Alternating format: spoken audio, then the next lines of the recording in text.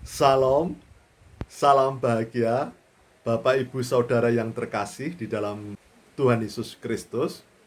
Semenjak manusia jatuh dalam dosa, maka tidak ada manusia yang sempurna.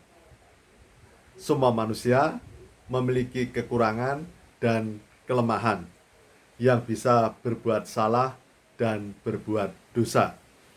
Jadi, semua manusia tidak ada yang sempurna, memiliki kekurangan, kelemahan, bisa berbuat salah dan berbuat dosa.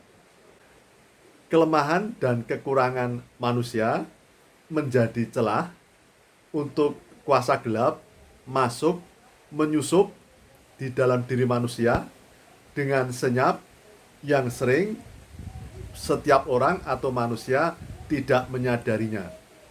Dan kemudian, jikalau kuasa gelap semakin masuk di dalam diri manusia, maka manusia tersebut akan dipakai oleh kuasa gelap demi kepentingan kuasa gelap itu sendiri, yaitu mencuri damai sejahtera manusia, menghancurkan hidup manusia, membunuh hidup manusia, dan kemudian membinasakan roh manusia untuk mendapatkan pengharapan surgawi dari Tuhan.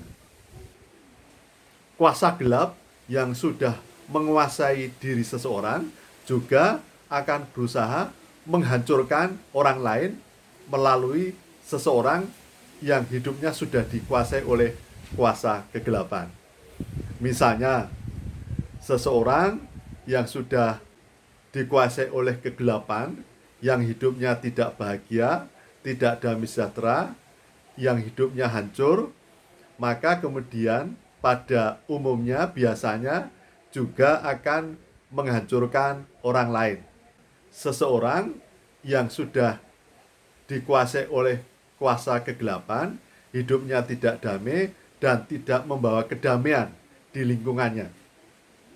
Jadi, saudara-saudaraku, di dalam suatu keluarga misalnya, ada seseorang yang dikuasai oleh kegelapan, maka seseorang itu akan berpengaruh dan berusaha juga membuat ketidakdamaian di dalam anggota keluarga yang ada di dalam lingkungannya.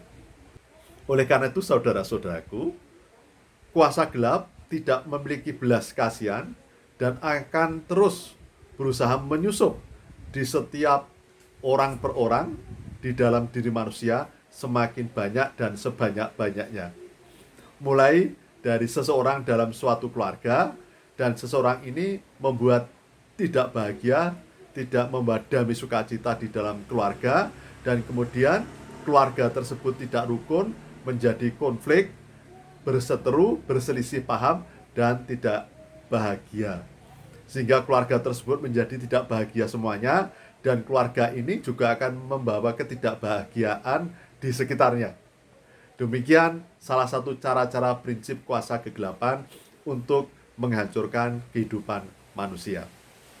Secara konkret, kuasa kegelapan akan menghancurkan hidup seseorang melalui perubahan sikap seseorang menjadi jahat. Kuasa gelap akan membuat seseorang secara nyata melakukan kejahatan. Misalnya pembunuhan, pencurian, korupsi, perselingkuhan, perzinahan, dan sebagainya. Tetapi saudara-saudaraku, kuasa gelap juga dapat menyerupai seolah-olah malaikat terang. Jadi, jikalau yang pertama tadi menghancurkan hidup seseorang dengan mengubah karakter menjadi jahat, berbuat jahat yang kelihatan nyata, konkret, transparan, semua orang tahu bahwa itu perbuatan jahat. Kemudian kuasa gelap juga melakukan dengan berbagai cara, seolah-olah kelihatan baik, karena roh jahat bisa menyerupai malaikat terang. Misalnya, seseorang mencari cara untuk mendapatkan kesuksesan, kekayaan, karisma, kepopularitasan dengan minta pertolongan kuasa gelap dengan ritual-ritual untuk mengundang kuasa gelap. Kuasa gelap akan senang karena kuasa gelap itu tidak usah diundang pun sudah berusaha untuk menyusup di dalam diri manusia, apalagi diundang. Maka memang kalau kuasa gelap memberi kekayaan, kesuksesan, popularitas itu bisa instan dan cepat.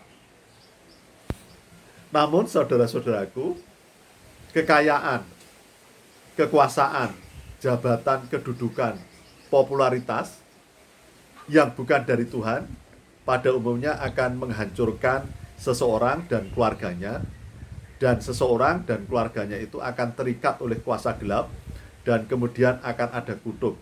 Tidak akan ada damai sejahtera surgawi, kekayaan, kuasa yang harusnya menjadi berkat dibalik oleh kuasa gelap menjadi kutuk untuk menghancurkan hidup seseorang, keluarganya, dan bisa jadi di sekitarnya pula.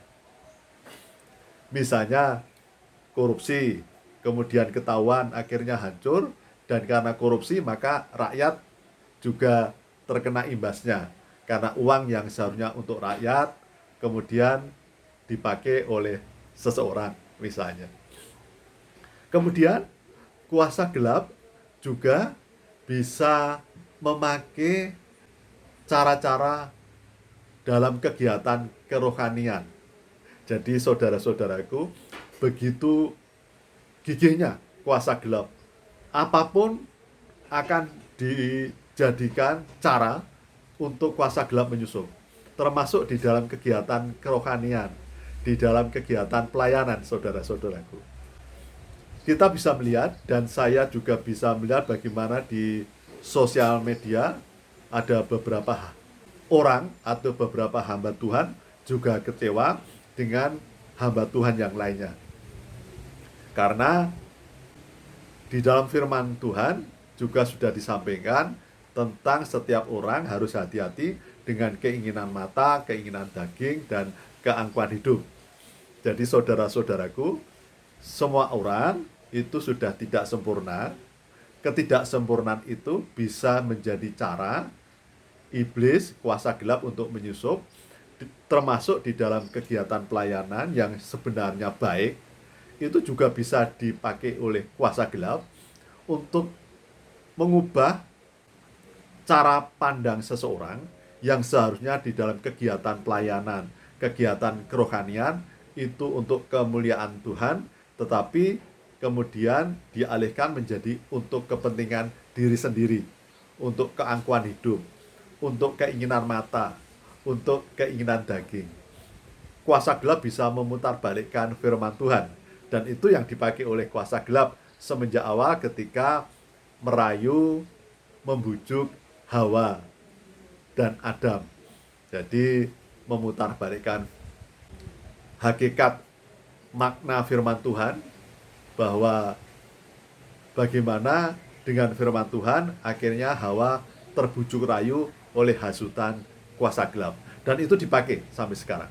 Saudara-saudaraku, banyak para hamba Tuhan, kekasih-kekasih Tuhan, murid-murid Tuhan yang giat di dalam kegiatan pelayanan dan kerohanian akhirnya jatuh karena tidak sungguh-sungguh hati-hati. Bisa jatuh karena harta, karena tahta, dan karena cinta. Jadi harta, uang itu tidak apa-apa. Setiap orang boleh menjadi kaya. Tetapi ketika kemudian dikuasai oleh harta dan uang, cinta uang yang berlebihan, maka itu bisa membawa kejatuhan seseorang, termasuk hamba Tuhan sekalipun. Kekuasaan, kedudukan juga sering menjadi rebutan di dalam kedudukan di lembaga kerohanian, itu juga menjadi celah oleh kuasa kegelapan. Kemudian juga cinta, hubungan antara lelaki dan wanita di lingkungan kerohanian maupun di lingkungan sekular itu juga bisa membuat kejatuhan, saudara-saudaraku. Jadi saudara-saudaraku, marilah kita sungguh-sungguh waspada, hati-hati, siaga, untuk senantiasa hidup kita mengandalkan Tuhan.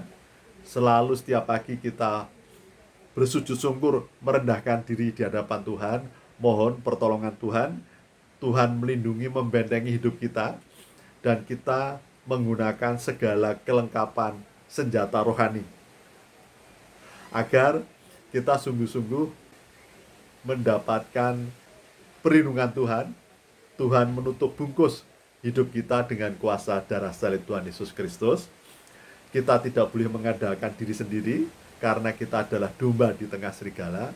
Kita juga tidak bisa mengandalkan orang lain karena orang lain pun bukan sempurna.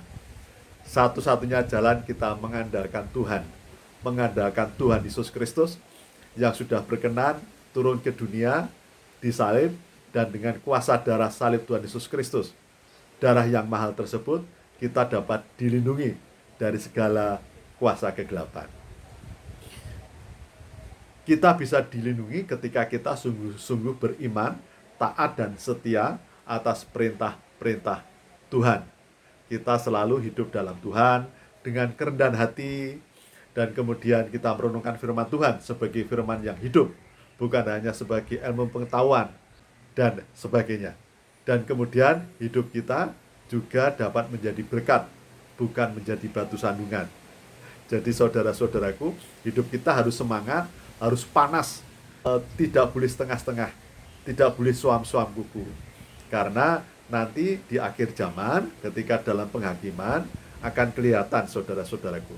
Tuhan Yesus Kristus sudah mengingatkan bahwa di akhir zaman, di masa penghakiman, banyak orang yang terkejut, yang kelihatan dulu tokoh di lingkungan kerohanian, di lingkungan pelayanan, yang kelihatannya giat aktif untuk Tuhan, pelayanan untuk Tuhan, tetapi ternyata ditolak Tuhan, diusir oleh Tuhan. Jadi saudara-saudaraku, maka hati-hatilah. Kita memang harus sungguh-sungguh rajin beribadah, rajin membaca firman Tuhan, giat di dalam pelayanan. Tetapi semua itu adalah semata-mata demi kemuliaan nama Tuhan. Jangan sampai kita mencuri kemuliaan Tuhan dan semua apa yang dilakukan ternyata hanya untuk kepentingan diri sendiri. Jangan seperti kuburan atau makam yang kelihatan nisannya bagus dengan polesan yang indah-indah, tetapi di dalamnya kotor, penuh kerangka-kerangka. Jadi saudara-saudaraku, marilah mulai saat ini, mumpung kita masih hidup, diberi kesempatan hidup oleh Tuhan, hidup kita persembahkan sebagai persembahan yang hidup dan kudus, menjadi berkat demi kemuliaan nama Tuhan, bukan malah menjadi batu sandungan yang membuat Tuhan akan kecewa dan marah kepada kita. Memang zaman ini adalah zaman anugerah. Tuhan Maha Panjang Sabar. Tetapi kiranya kesabaran Tuhan kita pakai justru untuk kesempatan kita berbuat baik dalam kebajikan, menjadi berkat demi kemuliaan nama Tuhan, bukan justru untuk kesenangan diri sendiri dan kemudian malah menjadi batu sandungan. Demikian yang dapat saya sampaikan. Salam, salam bahagia, Tuhan memberkati.